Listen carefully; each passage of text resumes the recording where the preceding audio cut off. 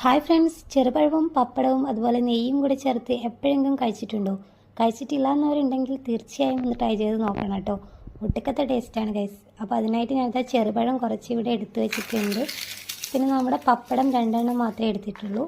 പിന്നെ ഇതാ കുറച്ച് നെയ്യും കൂടെ എടുത്തിട്ടുണ്ട് കേട്ടോ. എന്നിട്ട് അതൊക്കെ നന്നായിട്ടൊന്ന് പപ്പടമൊക്കെ അതിൻ്റെ മേലെ പൊടിച്ചിട്ട് ഒന്ന് നന്നായിട്ട് എല്ലാം കൂടെ മിക്സ് ചെയ്തെടുക്കുന്നുണ്ട്. ചെറുപഴം എടുക്കുമ്പം ചെറുതായിട്ട് പുളിപ്പുള്ള ആ ഒരു പഴം തന്നെ എടുക്കുക, അതാണ് കേട്ടോ ടേസ്റ്റ് കൂടുന്നത്. അപ്പോൾ ഇതെല്ലാം നന്നായിട്ട് മിക്സ് ചെയ്തെടുത്തിട്ടുണ്ട്.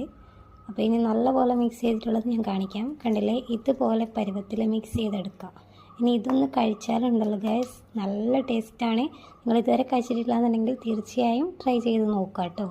അപ്പോൾ ഈ കിടിലൻ ഐറ്റം എനിക്ക് സജസ്റ്റ് ചെയ്തത് എൻ്റെ ബെസ്റ്റ് ഫ്രണ്ട് റിസ്തയാണ് കേട്ടോ. അന്ന് മുതൽ ഇന്ന് വരെ ഈ പുളിപ്പുള്ള പഴം കിട്ടിക്കഴിഞ്ഞാൽ ഞാനിതുണ്ടാക്കും. അപ്പോൾ ഇതുപോലുള്ള ബെസ്റ്റ് ഫ്രണ്ട്സ് നിങ്ങൾക്കുണ്ടെങ്കിൽ ഒന്ന് മെൻഷൻ ചെയ്യാൻ മറക്കണ്ട കേട്ടോ. ബായ്.